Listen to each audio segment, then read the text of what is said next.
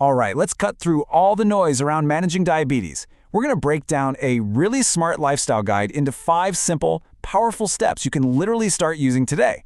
Let's dive in. Does it ever feel like managing diabetes is a full-time job with a million confusing rules? If you're nodding along right now, trust me, you are definitely not alone.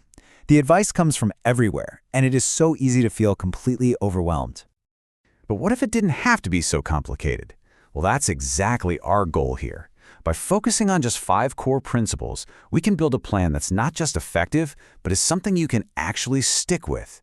This is all about giving you back that sense of clarity and control. Okay, so let's get to it. This is the core framework for your success.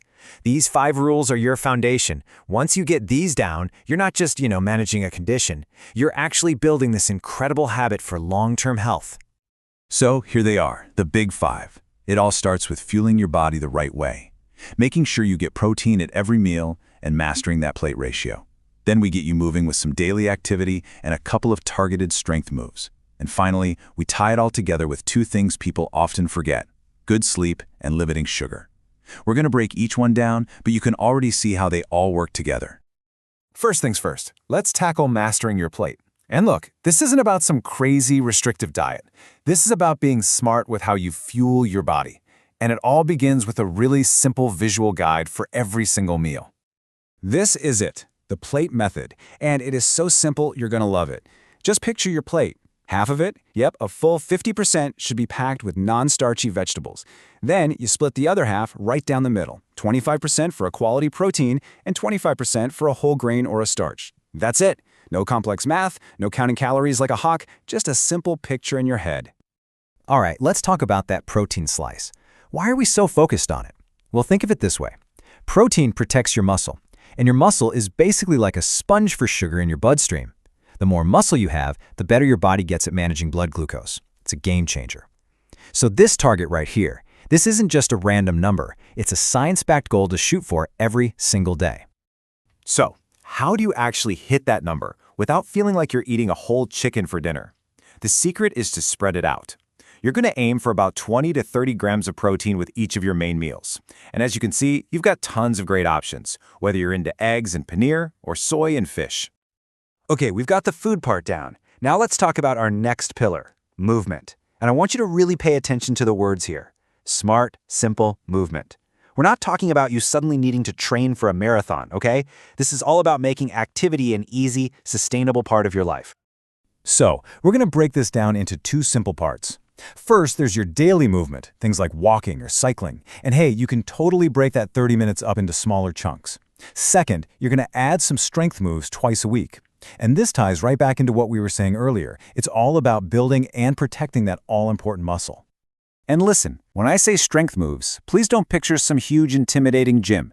It can be something as simple as this, chair stands. All you need is a chair. This is such a fantastic exercise because it strengthens your legs and your core, things you use every single day.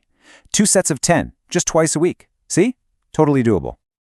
And here's another one you can do pretty much anywhere. Wall push-ups. You just find a wall, lean in, and keep your body straight. It works your chest, your shoulders, your arms, all without the strain of a regular push-up on the floor. Again, it's about simple, effective things you can actually do consistently.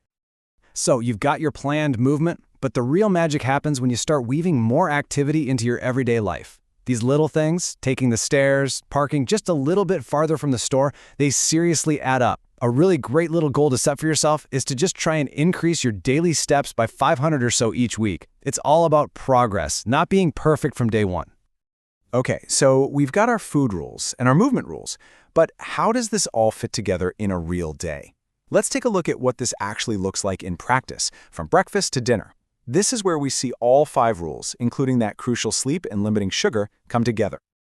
And here is a great Indian-friendly sample day. Just look at that lunch and dinner. You can literally see the plate method right there in action. You've got your veggies filling up half the plate, your protein like dal or fish, and your whole grain. And notice what's not there: a bunch of sugary drinks or desserts. When you eat this way, you naturally cut down on added sugar. Plus, a balanced dinner like this helps you avoid those late-night snack attacks and really sets you up for a good night's sleep. Okay, I need you to listen up because this is a really important safety warning. As you start moving more, your body's going to react differently. And if you're on insulin or certain medications like sulfonylureas, you absolutely must keep a close eye on your sugar levels. More activity can sometimes make your sugar drop too low, so please make safety your #1 priority here. And speaking of safety, you have to listen to your body. Chest pain, dizziness, feeling breathless, these are not things to push through. They're signals to stop and call your doctor. Remember, your health plan should always be a team effort between you and your healthcare provider. All right, we've gone through the whole framework. We've seen what it looks like in a real day. We've talked about safety. Now, it's your turn. This is that moment where knowledge becomes action. So I want to ask you a direct question. What is one small food goal and one small movement goal you can set for yourself this week? Not forever, just for this week. Take a second and think about it. What feels totally achievable for you? And look, it can be this simple. Swapping out one sugary drink for water. Doing those chair stands just 2 times this week. The real power here isn't in trying to change everything all at once. It's in making a simple commitment to start. Picking one small, manageable thing. That is the smartest first step you can possibly take. So what's it going to be?